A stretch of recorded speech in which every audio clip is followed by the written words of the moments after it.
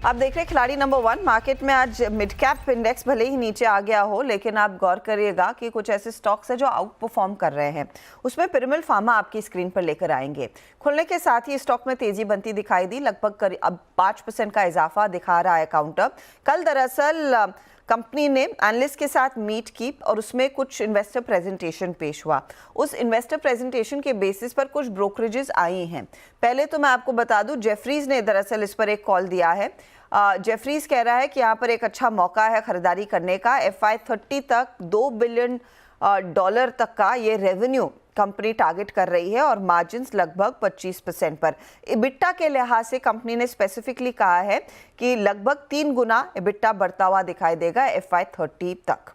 Revenue guidance हासिल करने लायक बनती हुई कंपनी दिखाई दे रही है। अपने रेवेन्यूज को डबल करेंगे ये, और इसीलिए वो $2 बिलियन का रेवेन्यू का टारगेट हम जो पहले मेंशन कर भी रहे थे।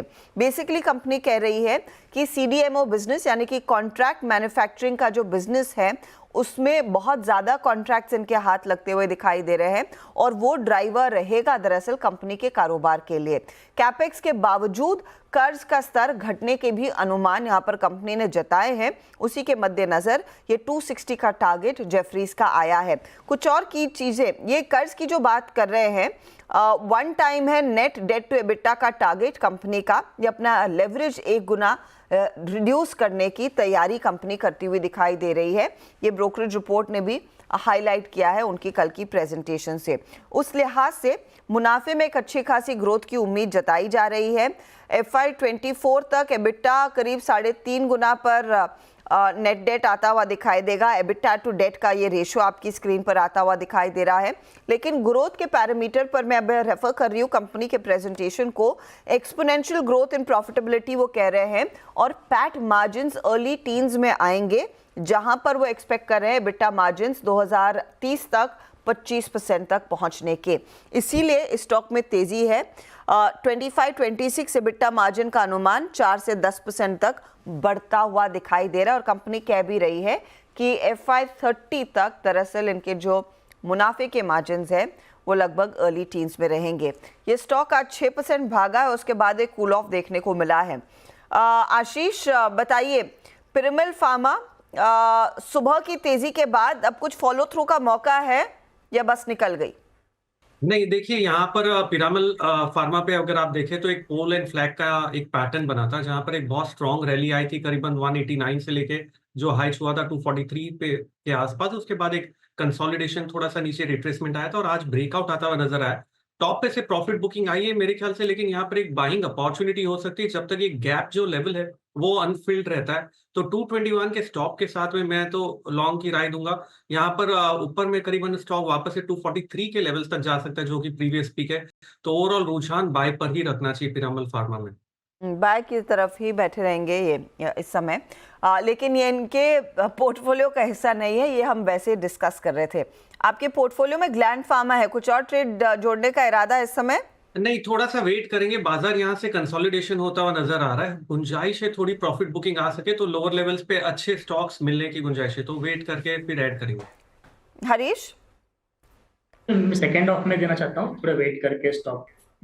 ओके, थोड़ा सा समय लिया जाए और फिर ट्रेड आएगा। ओम का पोर्टफोलियो तो वैसे भी भरा हुआ है।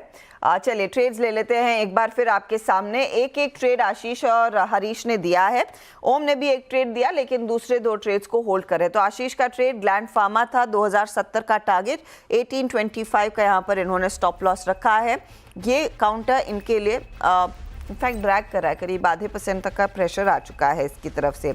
हरीश ने भी एक जगह खाली रखी है, एक CESC का ट्रेड दिया, और CESC के कॉन्टेक्स्ट में आप देखिएगा जो टारगेट है वो 226 का है, स्टॉप लॉस 195 के आसपास आ रहा है। और दूसरी तरफ रिटर्न्स के लिहाज से ये भी थोड़ा सा ठंडा पड़ रहा है। अब ओम के पोर्टफोलियो पर नज़र डालेंगे। ग्रेविटा इंडिया नया ट्रेड है, 2700 टारगेट और 2480 स्टॉप लॉस है। टाटा एलेक्सी को किया है कैरी 8400 के टारगेट के, 1140 के लिए अदानी एनर्जी सॉल्यूशंस को ये होल्ड कर रहे हैं। अब रिटर्न्स की स्थिति क्या बन रही है ये अब आपके सामने। अदानी एनर्जी सॉल्यूशंस नियरली 2% जोड़ रहा है, टाटा एलेक्सी नियरली 1% निकाल रहा है, और ग्रेविटा इंडिया का करीब आधे % से ज़्यादा का योगदान है। अब ओवरऑल स्थिति क्या बन रही है और कौन कहाँ पहुँच रहा है, तो ये देखिए अब हरीश आगे हैं 3.74% के रिटर्न्स के साथ, आशीष के रिटर्न्स हो गए 3.28% के और ओम लगभग 1% के रिटर्न्स पर हैं। ये आपके लिए ताज़ा हाल खिलाड़ी नंबर 1 का।